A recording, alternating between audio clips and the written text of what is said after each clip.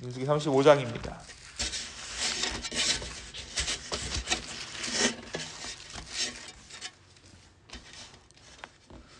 우리 22절에서 34절의 말씀을 함께 보겠습니다. 민수기 35장 22절에서 34절까지의 말씀입니다. 한 절씩 교독하시고요. 마지막 절 34절은 함께 읽겠습니다. 제가 먼저 22절 읽겠습니다.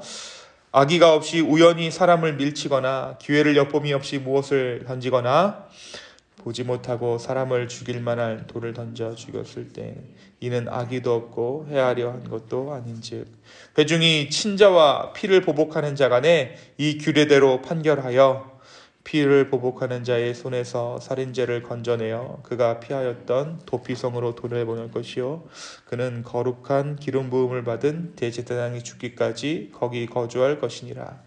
그러나 살인자가 어느 때든지 그 피하였던 도피성 지경 밖에 나가면 피를 보복하는 자가 도피성 지경 밖에서 그 살인자를 만나 죽일지라도 피 흘린 죄가 없나니 이는 살인자가 대제사장이 죽기까지 그 도피성에 머물러야 할 것임이라. 대제사장이 죽은 후에는 그 살인자가 자기 소유의 땅으로 돌아갈 수 있느니라. 이는 너희의 대대로 거주하는 곳에서 판결하는 규례라.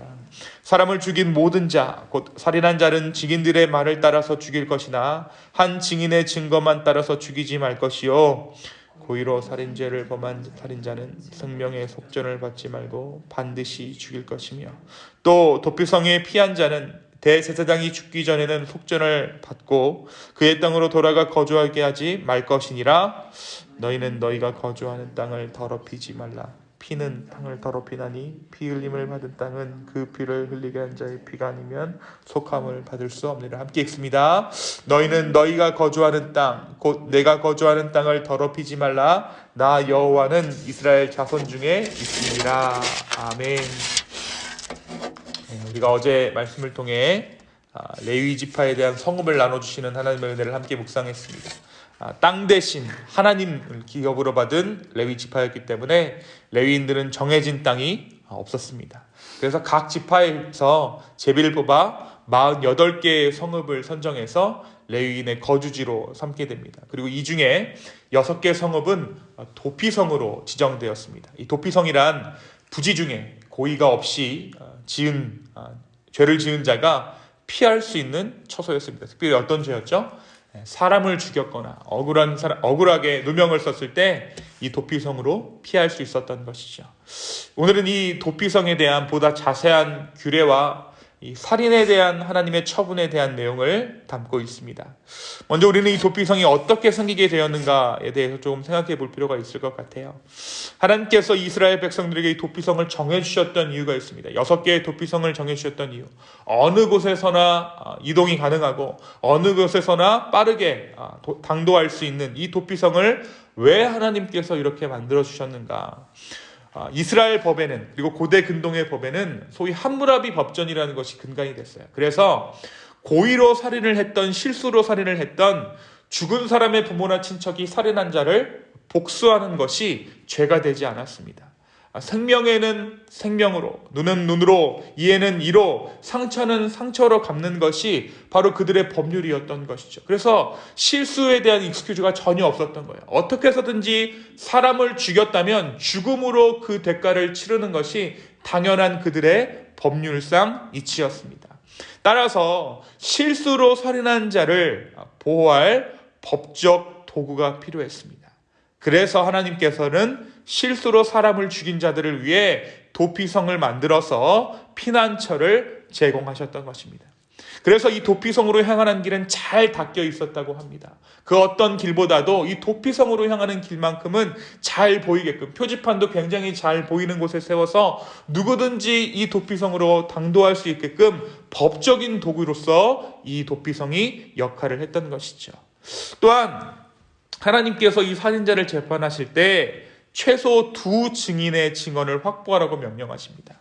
정의를 구현하는 것도 중요하지만 잘못된 판단으로, 잘못된 재판으로 억울한 일이 생겨서는 안 되기 때문입니다. 일단 도피성으로 피신한 자는 복수자, 그러니까 죽은 사람의 부모나 친척으로부터 생명을 보호받을 수 있었습니다. 여기서의 복수자는 법적인 근거가 있는 자들이에요. 내가 만약에 사람을 실수로 죽였다. 그러면 그 죽은 사람의 친척이나 부모가 복수할 수 있는 법적인 권리가 있는 것입니다. 그들로부터 생명을 보호받을 수 있었어요. 그런데 영원히 이 부지 중에 살인을 저지른 자가 도피성에 있었던 것은 아니죠. 일단 재판을 받을 때까지 이 도피성에 있는 것은 물론이고요. 부지 중에 살인을 저지르고 도피성에 피신해 있던 자는 대제사장이 죽은 후에 고향으로 돌아갈 수 있었습니다. 대제사장이 죽으면 자기가 살인을 저질렀을 당시에 그 당시에 대제사장이 죽으면 고향으로 돌아가 자유인의 신분이 되었습니다.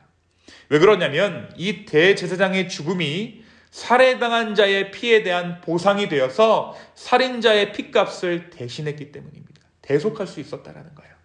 이 도피성을 통해 죄로 인한 죽음에서 벗어나 생명을 얻을 수 있는 길을 열어주신 것입니다. 특별히 이 도피성은 오늘 말씀에 보니까 1절에 돈을 받지 않습니다. 실수로 죽인 자든 고의로 죽인 자든 속전을 받지 말라라는 것이 오늘 말씀의 핵심이죠. 32절에 보니까 또 도피성에 피한 자는 대제사장이 죽기 전에는 속전을 받고 그의 땅으로 돌아가 거주하게 하지 말 것이니라. 네.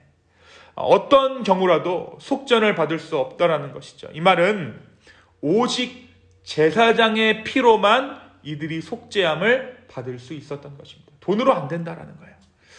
마지막으로 하나님께서는 약속의 땅에서는 사람의 생명을 빼앗는 피 흘림이 없어야 된다고 분명히 말씀하십니다. 살인, 그러니까 피 흘림은 하나님이 거하시는 땅을 더럽히는 죄이기 때문입니다. 그들은 피로 땅을 더럽히지 않는 것을 통해 하나님께서 이스라엘에 거하고 계심을 인정해야 했습니다. 여러분 오늘 말씀 가운데 하나님께서 말씀하고 계시는 것 중에 34절에 보니까 너희는 너희가 거주하는 땅, 곧 내가 거주하는 땅을 더럽히지 말라. 나 여호와는 이스라엘 자손 중에 있음이니라. 지금 이스라엘이 누가 함께 거주하는 땅이라고 오늘 말씀이 기록하고 있습니까? 하나님께서 거주하는 땅이다. 그렇기 때문에 피를 흘려서는 안 된다라는 거예요. 피로 그 땅을 더럽히지 말라라는 것이죠. 다시 말하면 하나님께서 그 땅 되어주셨다는 것입니다. 인간의 피는 하나님이 계시는 처소를 더럽힌다라고 오늘 말씀이 기록하고 있는 것이죠. 이것이 오늘 말씀이 전하고 있는 도피성 그리고 살인에 대한 규례입니다. 오늘 말씀은 저와 여러분에게 무엇을 말해주고 있습니까? 먼저 이 도피성 제도 중에 대제사장의 피로 살인자의 죄값이 사해진다라는 사실을 우리 좀 기억할 필요가 있습니다. 대제사장의 죽음이 살해당한 자의 피에 대한 보상이 되어서 살인자의 피값을 대신한 것은 우리를 죄에서 건져내기 위해 우리 대신 피 흘리신 예수 그리스도를 떠올리게 합니다. 바로 이 도피성 제도가 예수 그리스도의 십자가의 표본이었다라는 거예요. 우리의 대제사장 되시는 예수님은 죽음으로 우리를 죄에서 건지시고 다시 살아나심으로 우리에게 영원한 생명을 주셨습니다. 이 살인에 대한 규례만큼은 속전, 그러니까 돈으로 해결할 수 없었습니다. 결코 사람의 생명을 돈으로 대신할 수 없고 그리스도의 생명만이 우리를 구원한다라는 거예요.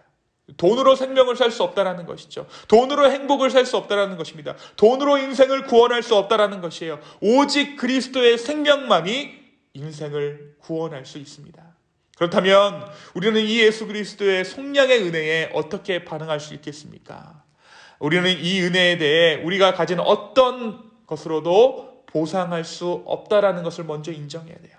돈도 아닙니다. 우리의 생명도 아닙니다. 우리의 시간도 아닙니다. 그래서 우리는 단지 이 은혜에 감사할 뿐입니다. 죄와 사망에서 건져내서 새 생명과 자유의 삶을 선물해 주신 하나님께 오늘 이 아침에 감사와 찬양을 올려드리는 이 아침 되기를 예수님의 이름으로 축원합니다. 갚을 길이 없기 때문에 감사할 수밖에 없는 거예요. 오늘 이 아침에 감사가 회복되는 아침 되기를 예수님의 이름으로 축원합니다. 두 번째 오늘 말씀은 약속의 땅에서는 사람의 생명을 빼앗는 피 흘림이 없어야 된다고 오늘 말씀이 분명히 말하고 있어요. 살인은 생명의 주인이신 하나님의 권한을 침범하고 하나님이 거하시는 땅을 더럽히는 죄이기 때문입니다. 여러분 우리가 살고 있는 세상을 한번 보십시오. 하루가 멀다 하고 살인사건이 일어나고 있지는 않습니까? 이렇게 직접적으로 사람을 총으로 쏴서 죽이는 것뿐만 아닙니다. 우리가 살고 있는 이 세상에는 직접적인 살인뿐만 아니라 돈 때문에 사람을 죽음으로 내모는 간접살인, 또 다른 사람의 인격을 짓밟는 인격살인까지 벌어지고 있어요. 이런 살인 때문에 온 땅이 신음하고 있다는 사실을 우리는 부인할 수 없을 것입니다. 사랑하는 기쁨의 교회 성도 여러분, 그리스도의 핏값으로 속량받은 우리는 먼저 우리 공동체 안에서, 우리 가정 안에서, 우리가 속한 그 어떤 곳 안에서 생명과 인격을 존중하는 문화를 만들어가야 합니다. 그리고 더 나아가서 사회에서 생명을 하찮게 여기는, 생명보다 돈을 더 중요하게 여기는 그러한 풍조를 우리 가운데 거부하고 몰아내면서 하나님이 거하실 만한 세상으로 바꿔나가야 한다는 것이죠. 먼저 그것을 인정해야 한다는 것입니다. 하나님께서 이 땅 가운데 거주하고 계신다. 이 땅은 하나님께서 거주하시는 거룩한 땅이다라는 사실을 우리가 먼저 삶으로 인정해야 하는 줄로 믿습니다. 마음으로, 입으로 다른 사람을 미워하고 겁주고 따돌리는 우리의 마음에 살인자의 흔적이 있음을 기억하시기 바랍니다. 동시에 우리를 그 죄인에서 구원하신 주님의 은혜를 기억하는, 정말 우리 안에 살인자의 흔적이 있음을 발견하고 회개함으로 주께 나아갈 때 정말 온전히 주님께서 우리의 죄를 다시 한번 피로 속량하시는 그 놀라운 은혜가 회복되어지는 이 아침 되기를 예수님의 이름으로 축원합니다. 이 시간 함께 기도하시겠습니다. 아버지 하나님, 오늘 이 도피성 제도를 통해 하나님의 은혜를 다시 한번 바라볼 수 있게 하여 주심에 주여 감사합니다. 주님, 오늘 우리가 주님께로 피합니다. 아버지, 우리가 정말 우리의 모든 복잡한 마음들, 여러 가지 상황들을 아버지 앞에 내려놓고 도피성 되신 예수님께 우리의 마음을 피합니다. 성령이여 우리의 마음을 주관하여 주시고 그곳에서 예수님 만날 수 있도록 주여 인도하여 주시옵소서. 또한 우리가 이 세상의 문화를 거부하며 아버지 앞에 나아갑니다. 말로 사람을 죽이고 정말 마음으로 사람을 미워하는 그러한 모든 세상의 문화로부터 아버지 하나님 정말 온전히 떠나 주님만을 바라볼 것을 이 시간 선포합니다. 주여 우리의 결단이 흔들리지 않을 수 있도록 주의 피의 보증으로 우리의 마음을 붙잡아 주시옵소서. 감사합니다. 모든 말씀 살아서 역사하시는 예수님의 이름으로 기도하였습니다. 아멘.